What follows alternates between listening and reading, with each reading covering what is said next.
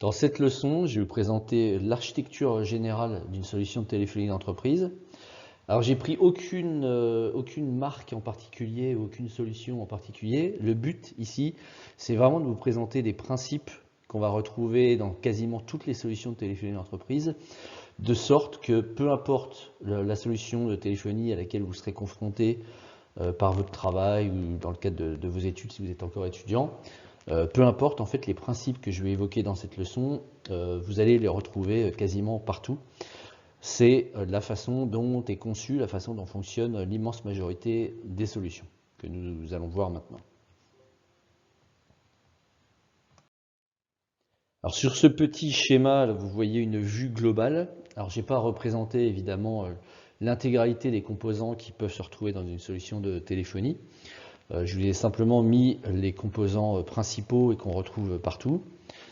Et encore, même la messagerie vocale là, que j'ai mis au milieu, il y a certaines entreprises qui font le choix de ne même plus en mettre, mais la plupart du temps, on va quand même en avoir. Alors le composant principal, ça va être le serveur d'appel. Donc ce composant, c'est lui qui va être un peu le chef d'orchestre de tout. C'est lui qui va gérer les connexions avec les téléphones, gérer les connexions avec les autres composants, gérer les connexions avec les passerelles. C'est lui qui va faire l'établissement d'appel. C'est lui qui va enregistrer les données sur les appels, etc., etc. Donc là, c'est vraiment le chef d'orchestre, donc c'est le cœur de la solution. Sans serveur d'appel, il n'y a absolument rien qui va fonctionner. Ensuite, composant phare, comme je disais, la messagerie vocale. Donc, comme son nom l'indique, c'est ce qui permet d'avoir des messages vocaux, donc déposer des messages vocaux, écouter des messages vocaux. Donc bien souvent, ça va être sur un serveur à part, soit un serveur à part, soit un équipement à part sur les solutions un peu plus anciennes. On a la notion d'annuaire. Donc l'annuaire, soit il va être totalement intégré avec le serveur d'appel, soit ça va être une solution d'annuaire tierce, avec laquelle on va simplement se connecter. La plupart des entreprises ont déjà des annuaires, même avant d'avoir déployé une nouvelle solution de téléphonie, évidemment. Donc la solution d'annuaire, elle va être en général simplement interconnectée, intégrée avec le serveur d'appel pour pouvoir stocker toutes les informations qui sont associées aux utilisateurs. Donc le numéro d'appel, les droits qu'ils ont, les types de fonctionnalités auxquelles ils ont accès, etc. Puis en bas, je vous ai mis en bas à gauche les téléphones IP. Donc ça peut être soit du téléphone vraiment physique, posé sur les bureaux des gens, soit des téléphones sous forme de softphone, donc des applicatifs qui vont être sur les terminaux des personnes. Puis on a évidemment aussi des cas où ce ne sont pas des téléphones qui appartiennent à des personnes en particulier, mais qui sont partagés. Typiquement une salle de réunion, si on a un téléphone dans la salle de réunion, ça va être un téléphone physique qui va être en plein milieu de la table de réunion, mais ce ne sera pas un téléphone qui appartiendra à une personne en particulier.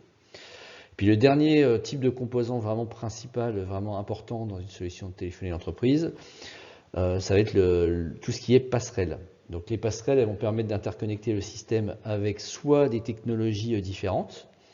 Donc si on a des lignes analogiques ou des lignes numériques dans l'entreprise, on va avoir besoin de passerelles pour les connecter à la solution de téléphonie qui va bien souvent être une solution de téléphonie sur IP. Donc on va avoir besoin d'une passerelle pour passer d'une technologie à l'autre.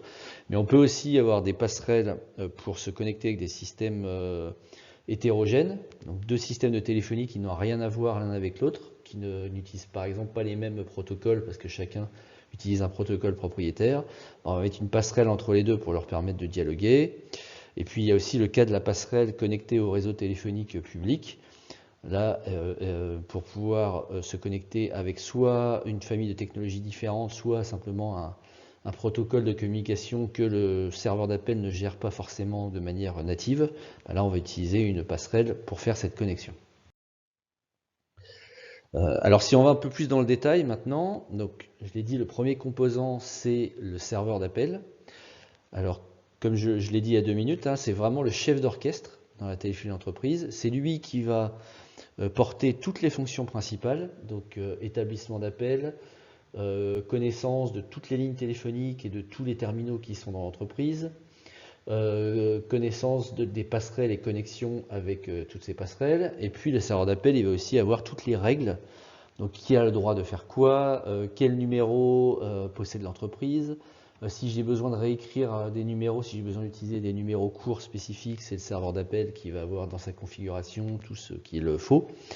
Et donc le serveur d'appel, il peut être pris auprès de plein d'éditeurs et plein d'équipementiers différents, mais dans tous les cas, il va toujours avoir ce rôle de chef d'orchestre, d'être vraiment au centre de tout. Alors, la messagerie vocale, le principe n'est pas très compliqué, hein. Il s'agit d'avoir la capacité, quand une personne soit est absente, soit elle ne répond pas, ou soit elle fait un renvoi direct sur sa messagerie vocale, la possibilité pour les appelants de déposer des messages, et puis la possibilité pour les utilisateurs d'écouter leurs messages a posteriori.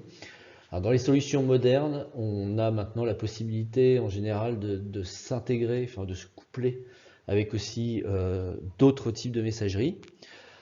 Par exemple, ça peut être d'envoyer des notifications par mail ou carrément avoir les messages audio qui sont envoyés par mail, voire d'avoir les messages audio qui sont stockés côté messagerie mail.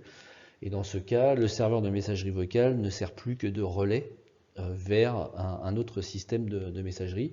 Et dans ce cas-là, quand on couple téléphonie et autre chose, de téléphonie et mail par exemple pour la messagerie, là on va parler de messagerie unifiée parce qu'on va pouvoir utiliser plusieurs canaux pour aller accéder aux messages.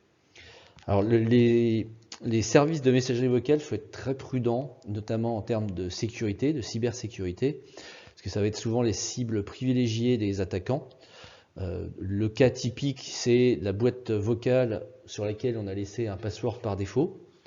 On active la fonctionnalité bien pratique de pouvoir appeler la messagerie à partir de l'extérieur dans l'entreprise, pour quand les personnes sont en déplacement par exemple, si elles veulent pouvoir accéder facilement à leur messagerie, c'est des fonctions qui existent sur toutes les solutions.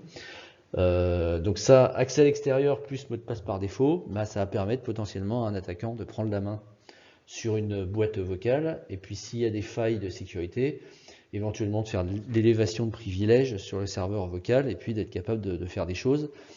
Et ça va être des choses très très brutales en général, ça va être par exemple de générer des communications en masse vers des numéros surtaxés. L'attaquant va posséder le serveur vocal où il y a le numéro surtaxé, et donc va récupérer de l'argent comme ça. Donc j'ai déjà vécu ce genre d'attaque.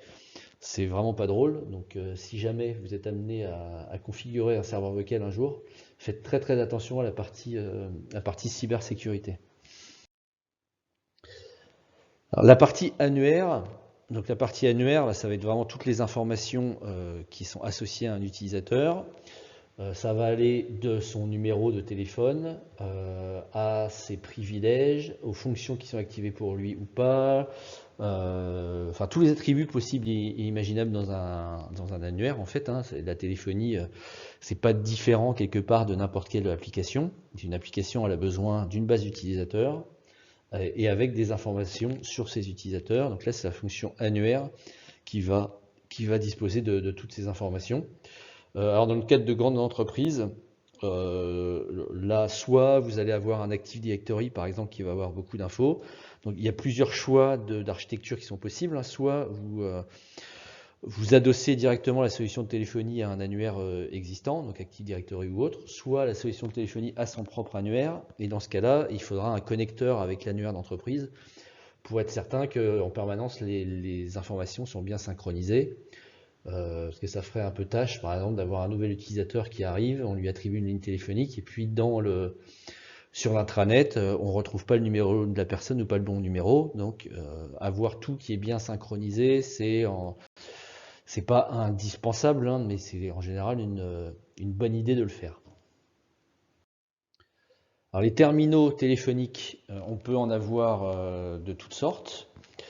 On peut avoir un téléphone de bureau, on peut avoir un téléphone portable d'entreprise, mais sur lequel on met une application qui permet d'utiliser le téléphone portable comme si c'était un téléphone fixe, et donc de récupérer sur le portable le numéro de ligne fixe. On peut avoir un softphone sur le PC, donc une application qui joue le rôle de téléphone sur le PC. On peut avoir un téléphone de conférence, donc un téléphone de salle de réunion. En général, ça va être un gros téléphone qui va avoir des très bons micros, des très bons haut-parleurs. Et puis on peut aussi avoir des téléphones muraux dans certains cas. Si on est dans un bâtiment où il y a des zones isolées les unes des autres, avec des portes fermées où il faut passer un badge pour rentrer. Ça peut être bien pratique d'avoir un téléphone mural pour, par exemple, appeler des personnes qui sont de l'autre côté d'une porte badgée pour ne pas être bloqué ou pour pouvoir les contacter. Ça peut être utilisé en usine, par exemple, beaucoup, mais pas que. Dans les bâtiments de bureaux, des téléphones muraux, ça peut être aussi très pratique. Alors, les passerelles, on trouve des passerelles de toutes sortes dans les solutions de téléphonie d'entreprise. Donc, je l'ai déjà évoqué au début de cette petite leçon. Il y a les passerelles qui permettent de faire le lien avec des familles de technologies différentes. On peut avoir des passerelles qui sont là pour se connecter avec des solutions téléphoniques tierces. Le cas typique, c'est une entreprise qui rachète une autre entreprise. L'entreprise B a une solution de téléphonie qui n'a rien à voir avec la solution de l'entreprise A. Plutôt que de tout changer, on met simplement une passerelle entre les deux. La solution A, on lui dit que quand elle appelle telle et telle tranche de numéros qui appartient à l'entreprise B, d'envoyer les appels vers la passerelle, et puis on fait pareil de l'autre côté, et on arrive à moindre frais à interconnecter des systèmes de téléphonie et à retrouver la notion d'appel privé entre deux entreprises qui sont maintenant des entreprises sœurs ou mère-fille, si une grosse entreprise rachète une petite. Et avec une simple passerelle, on va en général, pour pas trop cher, arriver à interconnecter des systèmes comme ça. On a des passerelles aussi potentiellement avec le réseau téléphonique public. Et puis enfin, on peut aussi avoir des passerelles pour des usages vraiment spécifiques. Par exemple, pour faire un couplage avec un système qui n'a rien à voir, et qui n'est pas forcément un système de téléphonie. Et on a aussi des cas besoin d'utiliser des passerelles pour ce genre de choses. Alors, dernier point de cette leçon, c'est la partie connexion au réseau téléphonique public. En gros, aujourd'hui sur le marché, on va trouver deux types de technologies, sachant que la première est en train de disparaître. Donc, la première technologie, c'est l'ancienne génération, c'est tout ce qui est téléphonie numérique. Donc, pendant très très longtemps, les opérateurs ont proposé aux entreprises des offres pour se connecter au réseau téléphonique public, des offres numériques. Maintenant, ce qui devient de plus en plus répandu, c'est tout ce qui est connexion IP, donc avec le protocole SIP. Alors là, je ne vais pas faire de parenthèse sur le protocole SIP. Je vous encourage, si vous ne savez pas du tout ce que c'est, je vous encourage à faire une petite recherche sur le sujet. Mais le protocole SIP, en gros, c'est un standard ouvert qui est un protocole qui est un petit peu une espèce de langue universelle pour tout ce qui est téléphonie sur IP et qui va être utilisé pour interconnecter des systèmes différents. Et aujourd'hui, les opérateurs vont utiliser le protocole SIP dans l'immense majorité, si ce n'est la totalité, des offres de téléphonie sur IP. On vous parlera en général de trunk SIP, de VoIP SIP ou de connexion de lien téléphonique SIP. Bon, dans tous les cas, il s'agit de la même technologie et c'est ce qu'on va retrouver le plus dans les offres pour les grandes entreprises.